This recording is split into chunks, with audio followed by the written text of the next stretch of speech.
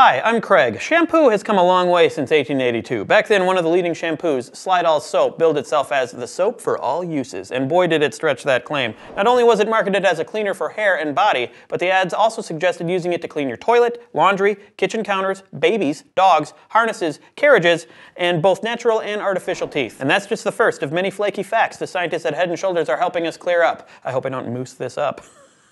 This is gonna be fun. Because your hair's in a bun. You know what I'm talking about.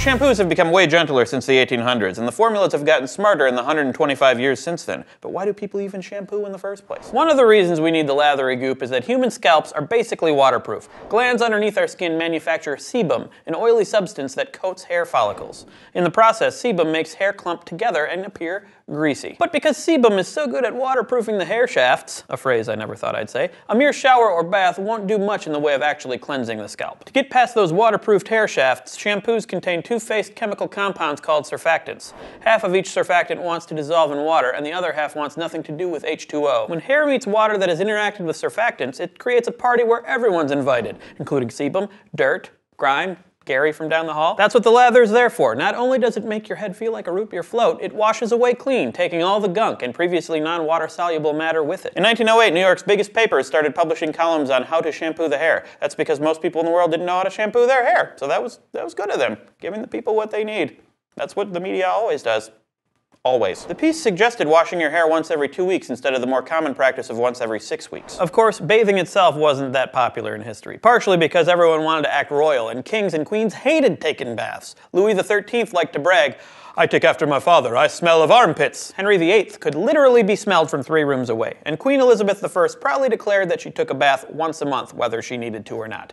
We're guessing she needed to. How many times a week should you be shampooing? According to experts, 2 or 3 times a week is a good rule of thumb. You should also clean your thumb, according to me. Of course, certain conditions demand more or less shampoo. If you've got Malassezia globosa up there, the scalp fungus that causes dandruff, you might need to scale it up to keep them flakes under control. Ever wonder why there's silicone in your dandruff shampoo? Polymers like silicone are added to all sorts of shampoos to safely recoat the hair cuticles after they've been cleaned. The coating smooths them down and adds a lubricating and protective sheath to keep your hair feeling healthy. Shampoos also get fancy with their polymers. Some add volume or weight or increase the shine and feel, while others protect from things like UV rays. But in essence, they all work like waterproofing sealant on a deck. But don't host barbecues on your hair, okay? Yowza. Ever wonder how astronauts wash their hair in space? NASA gives them a rinseless shampoo that you simply apply and towel dry. But the no-fuss shampoo wasn't created in a NASA lab. It was originally developed for hospital patients who couldn't take showers. And that's not the only shampoo technology invented for the sick. To reduce the burden on nurses and care workers, Japanese scientists developed a shampoo robot in 2011. The gadget scans the scalp, determines how best to apply pressure to your head, and then works the suds through with its 8 magical fingers.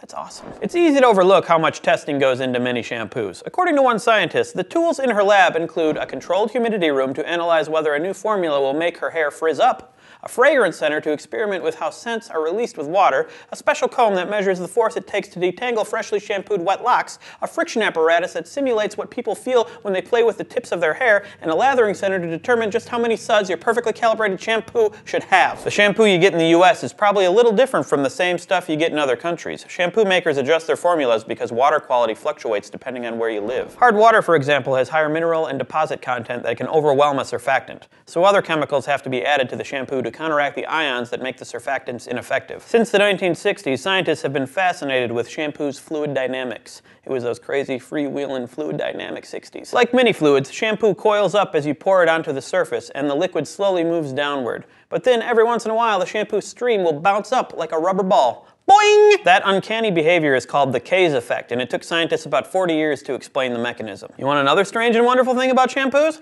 Because shampoos are good at breaking down body oils, putting a dab on the inside of your shirt collar can help clear away your greasy collar stains. Recently, American scientists discovered that by using a tweaked shampoo recipe on old woolly mammoth hair, they could remove the extraneous bacteria from the strands and get clean DNA samples. The discovery has helped them to declare a new species of woolly mammoth, and they're eager to try the shampoo on other museum animals. I mean, I've been doing that for years, but I got kicked out.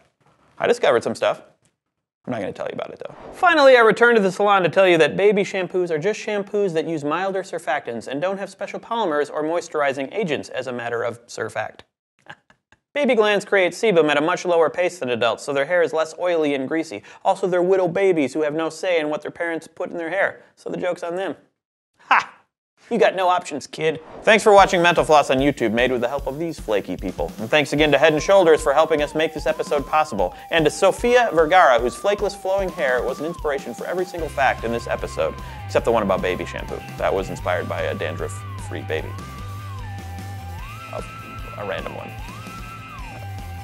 You know which one you want.